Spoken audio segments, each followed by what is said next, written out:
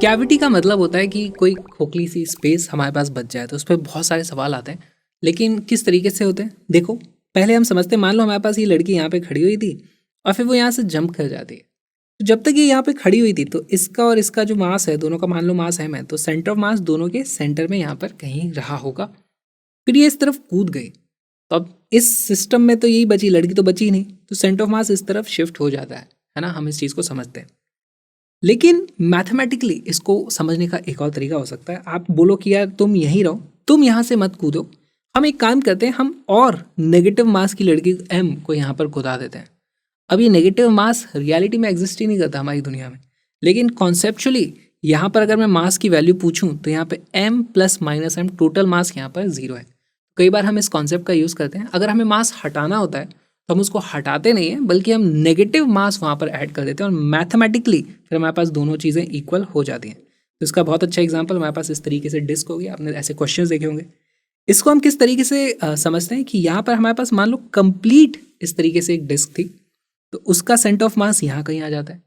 उसके बाद हम इसमें नेगेटिव मास की, इतनी बड़े मास को नेगेटिव मास डेंसिटी वाला आप कुछ इस तरीके से लो और उसको ऐड कर दो, तो अब मेरे पास पॉजिटिव मास यहाँ पर कॉन्सेंट्रेटेड था, नेगेटिव मास यहाँ पर था। इन दोनों का सेंटर ऑफ मास आप देखोगे तो इन दोनों के बीच में नहीं आएगा आपके पास, ये नेगेटिव मास है, तो एक्चुअली यहाँ पर भी सेंटर ऑफ मास इधर शिफ्ट हुआ था, यहाँ पर भी सेंटर ऑफ मास इधर शिफ्ट होगा।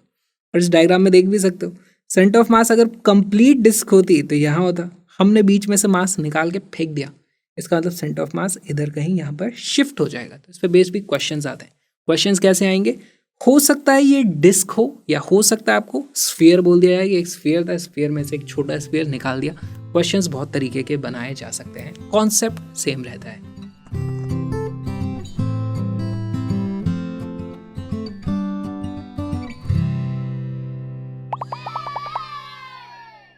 A circular disk of radius r is removed from the bigger circular disk of radius 2r such that the circumference of the disk coincide.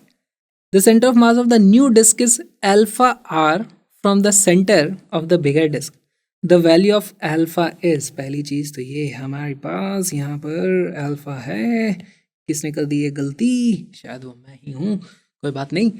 अच्छा यहाँ पर बताओ हमारे पास सेंटर ऑफ मास कहाँ जाएगा। अगर हमारे पास इस तरीके से कंप्लीट डिस्क थी तो सेंटर ऑफ मास सिमेट्री के हिसाब से यहाँ पर होता, फिर हमने ये वाला पार्ट निकाल के बाहर फेंक दिया, बेसिकली हमने यहाँ पर एक नेगेटिव मास को ऐड कर दिया, तो सेंटर ऑफ मास इस तरफ शिफ्ट हो जाएगा। तो ये समझो कि सेंटर ऑफ मास यहाँ पर आने वाला है इस तरीके से, और वो जो अमाउंट शिफ्ट हुआ है उसको बोला गया है it is alpha times R. अब आपको बताना है अल्फा की वैल्यू कितनी है, तो उसके लिए हमारे पास एक मास m मानो, दूसरा मास मानना पड़ेगा आपको सम नेगेटिव मास। तो यहाँ पर हमें देखो समझना क्या पड़ेगा, अगर इसकी मास डेंसिटी लेट से सिग्मा है, तो ये जो नेगेटिव मास हम ऐड करते हैं उसकी डेंसिटी माइनस सिग्मा ही होनी चाहिए, तभी दोनों मिल करके 0 होते हैं, राइट। ये कैसा बन गया ना, ऐसे आँख है, यहाँ पर मुंह है, ऐसे कुछ, तो ये oh I am an artist now. Alright, तो इसको सॉल्व करना शुरू करते हैं। हमारे पास हम अज्यूम करेंगे इस तरीके से एक बड़ी सी डिस्क थी, और यहाँ पर इस तरीके से ऐसे एक, आप यहाँ पे मान सकते हो इसका मास कितना हो जाएगा, मास की वैल्यू हो जाएगी एरिया इंटू सिग्मा। एरिया की वैल्यू होती है R square, pi R square, इसको मैं लिख सकता हूँ पाई सिग्मा आर स्क्वायर। उसका रेडियस कितना है, अरे उसका रेडियस है 2r, तो 2r का स्क्वायर करना पड़ेगा। साथ में हमने नेगेटिव मास इस तरीके से ऐड किया, इसका जो मास होगा वो कितना हो जाएगा, वो होगा हमारा एरिया इंटू माइनस का sigma, which is equal to minus sigma pi R square. इसका रेडियस आर ही है। अब आपके पास दो मास आ चुके हैं, दोनों कहाँ पे कॉन्सेंट्रेटेड है वो भी आपको पता है। वीडियो को पॉज करो, क्वेश्चन को सॉल्व कर लो, करो करो करो करो।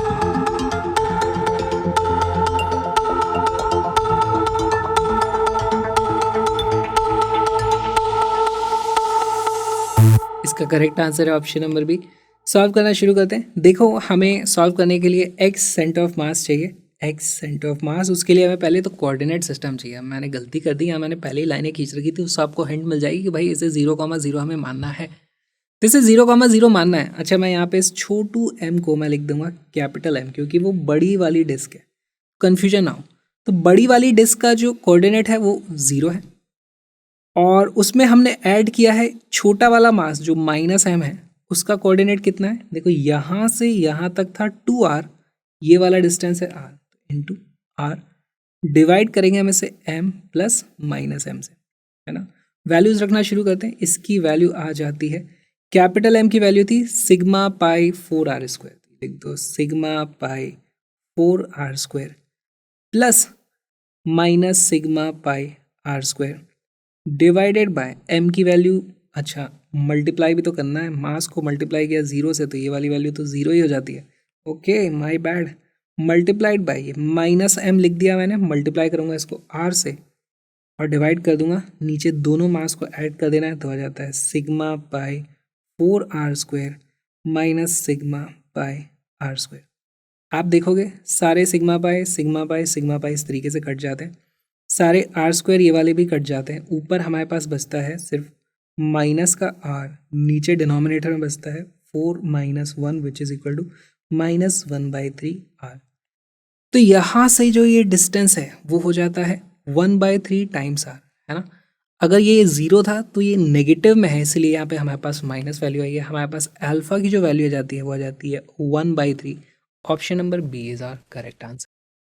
कैविटी का ये छोटा सा वीडियो जो आपने देखा वो एक्चुअली एक छोटा सा पार्ट है एक छोटे से क्रैश कोर्स का। जी हाँ, link is in the description. 1 महीना 2-2 घंटे की क्लासेस, पूरा का पूरा physics complete with colourful graphics and बहुत सारे इंपॉर्टेंट प्रीवियस ईयर्स क्वेश्चंस। तो link is in the description, उसको जरूर देखना। साथ में मेरे व्लॉगिंग चैनल को भी सब्सक्राइब कर लो यार। हम मिलेंगे व्लॉगिंग चैनल पे या फिर अब पूरे के पूरे क्रैश कोर्स में आ जाओ, मिलते हैं, आपका इंतजार कर रहा हूँ।